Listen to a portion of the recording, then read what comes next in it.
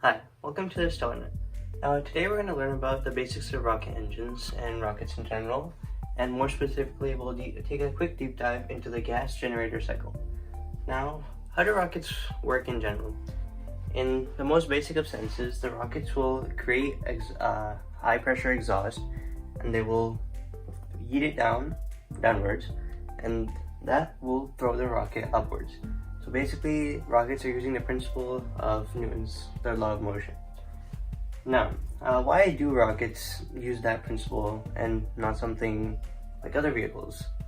Now, other vehicles have other mass to interact with in order to generate their respective velocities. Now, let's take cars for example. So if we make a quick derpy car here. Now, this car obviously has wheels. And these wheels, if we enlarge them, will turn clockwise, and as they turn clockwise, they will create friction against the road and use torque to go forward. The wheel will turn and the car goes forward. However, that is utilizing gravity and friction against the Earth's surface or the road. Now, rockets obviously won't have a road they can travel. They have to get through space where there's literally nothing. Now, why not use something like a plane engine? Now, plane engines also, so if we have a plane, make a quick derpy plane here.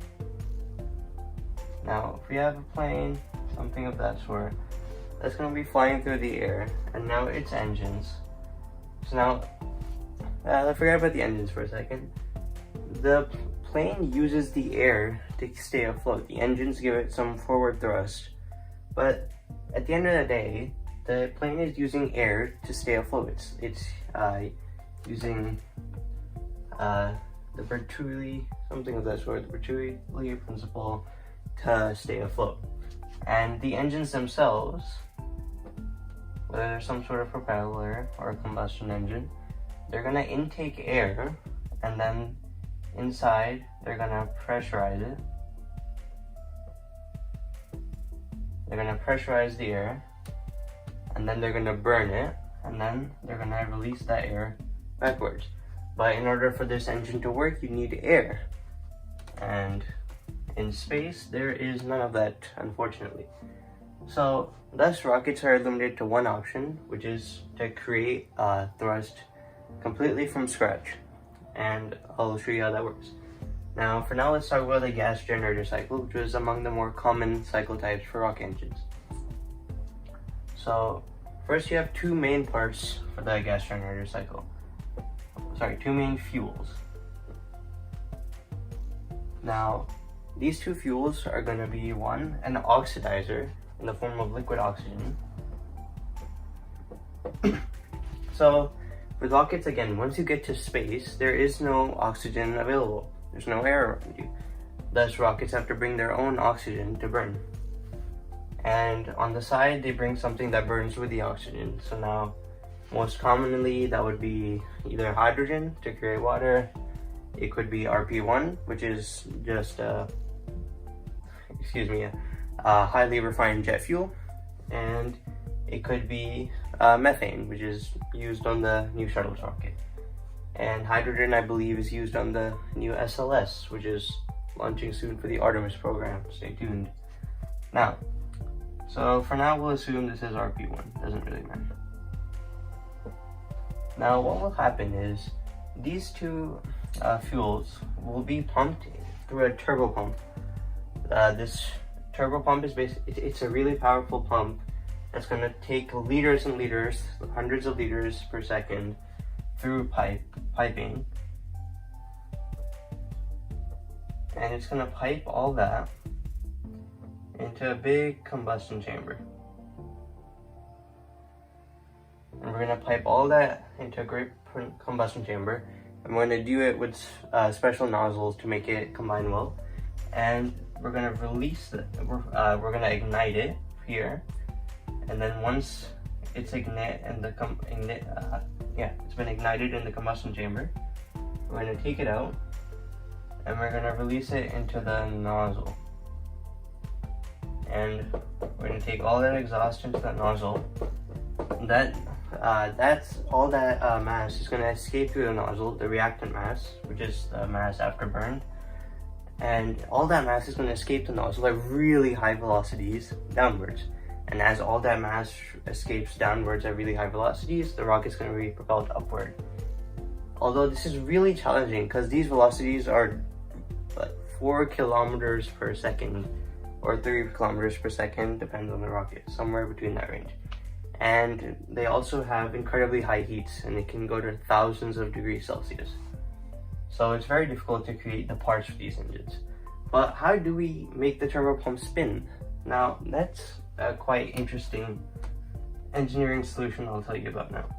So what rocket engineers did is they decided to create a mini rocket engine within the system. And this rocket engine is called the preburner. Now basically, a little bit of the fuel from both these tanks is going to be taken in, and it's going to be fed into a tiny combustion chamber. And we'll make it a little bigger so you guys can see. It's going to be fed into a tiny combustion chamber. And this combustion chamber is going to have its own exhaust. But that exhaust is going to be, it's going to help push a turbine.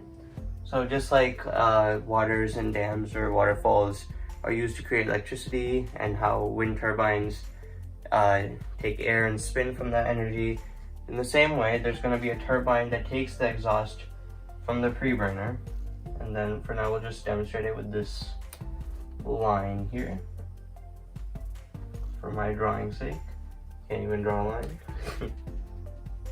And now this turbine is going to be spinning rapidly, and it'll be connected to the main LOX pumps. LOX is the pump for liquid oxygen and the pump for RP1. And that'll be shown by these squares. So these are the LOX pump and this is the RP1 pump. And they're all being driven by this preburner. And then those two boxes. So now they're being run by the preburner. We'll make this triangle. So this triangle would be the preburner I showed you earlier. And then these two would suck in these two fuels at really high flow rates, and then pump them into the main combustion chamber, which would ignite the fuel and then put it into the main nozzle. And the nozzle is in fact the biggest part of the engine, so if you're ever at Kennedy Space Center, there's a fun fact. And so yeah, in quick summary, basically the rocket will take two different fuels, oxygen and some sort of fuel that reacts with oxygen, and it's going to use a smaller rocket engine to spin a bigger turbine, and that turbine is going to suck in a bunch of the fuel from these two tanks at rates defined by whatever company is making the oxygen, as well as failure rates for the metals used. And then those are all going to be pumped together into the main combustion chamber, and that main combustion chamber is going to send all that exhaust downward, which will push the rocket upward. And as for the remaining exhaust from the preburner, that is pretty much dumped out the side, but unfortunately it gives minimal thrust. So yeah, that's the gas generator cycle.